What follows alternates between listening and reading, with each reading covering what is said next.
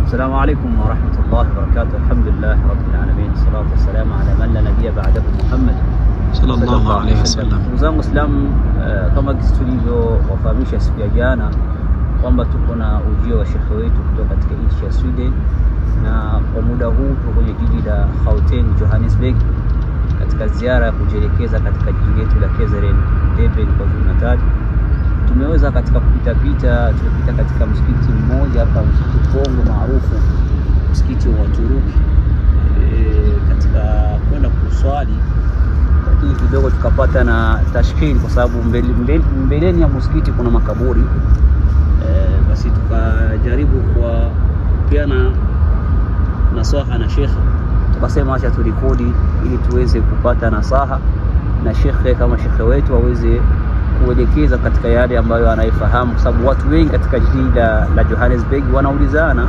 Kama sisi tulivyofika hapa tukaulizwa, alhamdulillah, kama tulivyosema, elimu ni bahari na shekhe ndio yuko hapa. Acha tumsikie shekhe wetu anasema. Kwanza samahani kwanza kwa uchovu wa jana, na leo tumekuamsha tena.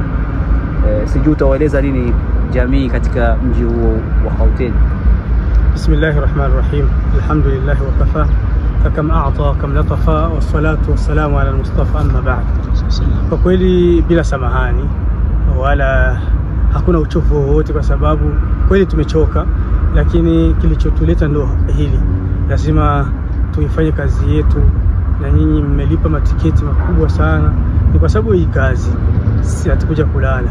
Kwa kweli bado tunatembelea mji huyu wa Joburg. Alhamdulillah, ndio msikiti wa kwanza huyu tunauona, mkubwa kabisa, wa Mturuki. Ametengeneza peke yake jamani, ngozi nyeupe hizi peke yake, na inasemekana kama kuna watu wametaka kumsaidia, lakini amekataa kabisa, akasema ni yeye peke yake atatengeneza. Lakini cha ajabu ni kwamba sisi tunaitana kuhamasishana kutengeneza misikiti, mtu na pesa yake anaificha na kimbia. Wenzetu wanapigania kutengeneza, lakini wanakataa pesa yake. Hii ni kwa kweli, tubadilike watu wa Islam.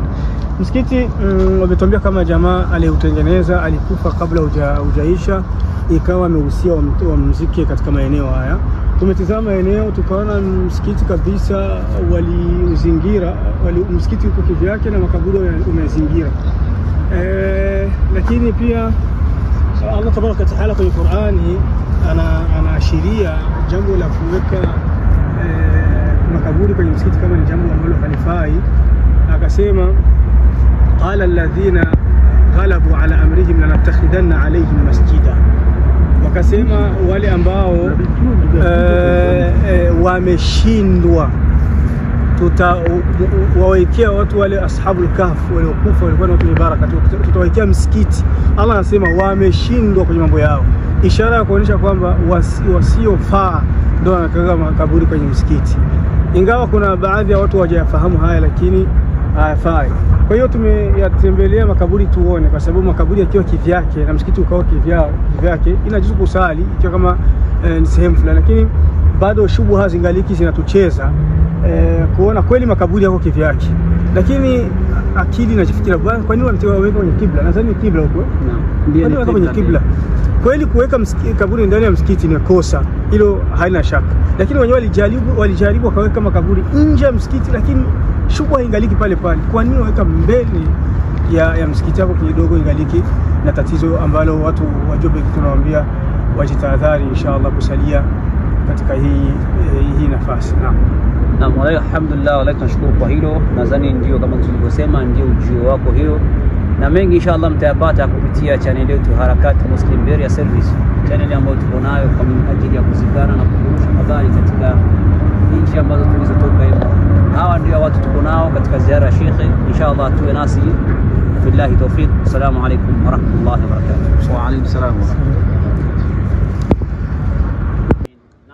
Ambao mnatufuatilia katika channel yetu ya Harakati Muslim Beria Service, tukiwa kwenye jiji la Gauteng katika ziara ya kumpokea shekhe. Nadhani tunataka tujielekeze ndani sasa ili tuone mandhari ya msikiti huu baada ya kushakumaliza sehemu ya makaburi. Tuingie katika kusikiliza na kutizama muono gani shekhe ataweza akautoa na kuhamasisha vijana wetu wa Kiislamu ambao bado wako na uwezo lakini hawataki kujishughulisha katika kutengeneza misikiti yake ya Allah subhanahu wa ta'ala. Sheikh, sijui msikiti unaona vipi na unafanisha na misikiti kama kule kwenu? Kwa msikiti mzuri sana ni kuonesha namna jinsi hao watu asasi za ngozi nyeupe maana kuwekeza pesa yao kutaka kupoteza